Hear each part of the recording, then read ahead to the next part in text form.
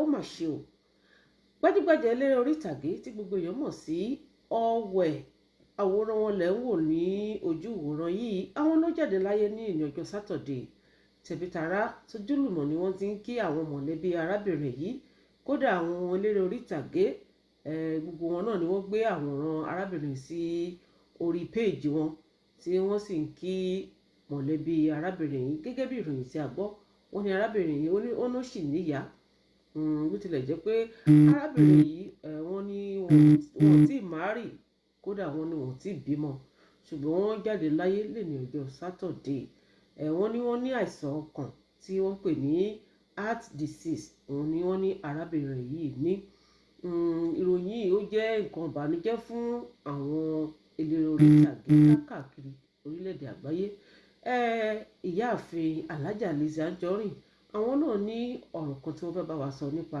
ìṣẹ̀lẹ̀ tó ṣẹlẹ̀ sí arábìnrin tí wọ́n jáde láyé tí a mọ̀ sí actress Allwell ẹ jẹ́ gbọ́ nǹkan tí ìyáàfin alájà Lizzy Anjorin tí wọ́n fẹ́ sọ nípa ọ̀rọ̀ arábìnrin kódà Ìyábọ̀ Òjó náà kò yọ Ìyábọ̀ Òjó sílẹ̀ gbogbo ẹ̀ náà lè máa gbọ́ nínú fọ́nrán yìí ẹ jọ̀ọ́ fún ẹ̀yin tí ẹ ṣe darapọ̀ mẹ́tò ìfúngbà àkọ́kọ́ tí ẹ ò tí ì fọ́lò wa ẹ jọ̀ọ́ ẹ bá wa fọ́lò bẹ́ẹ̀ dẹ̀ ṣé wọ́n fọ́nrán yìí ẹ bá wa like ẹ bá wa share ẹ jẹ́ ìgbé fọ́nrán ìwọlé kágbọ́n nǹkan tí alájà Lizzy Anjorin tí wọ́n fẹ́ sọ nípa ìṣẹ̀lẹ̀ tó ṣẹlẹ̀ ní èní sí arábìnrin. lórí àwọn ọ̀tá wa àbí aninilára wa ìròyìn aburú yẹn kò dùn mọ́ wa nínú nítorí wípé is a reflection time má fọ̀run yọ anybody everybody ló ń lọ but when we decide to detach ourselves to stay on our own to stay alone I know how Ìyábọ̀ Òjó operates for very long time these people they were never an enemy right from day one Ìyábọ̀ Òjó pushed them to become an enemy. So Ìyábọ̀ Òjó pushed them to become an enemy does not mean that if negative things or bad news befall them, that does not mean we will be happy.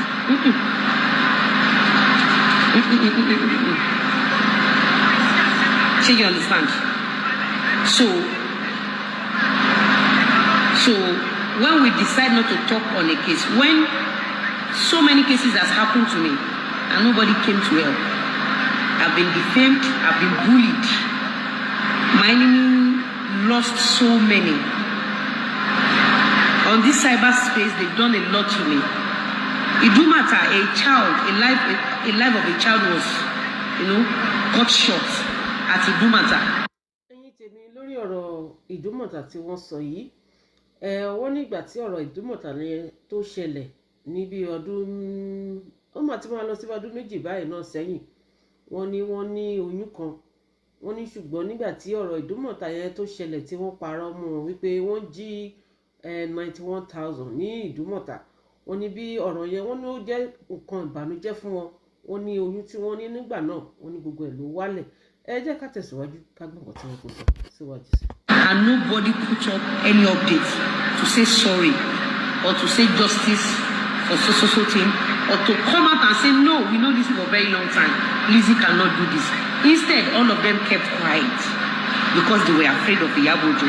So when Ìyábọ̀ Òjó bullied them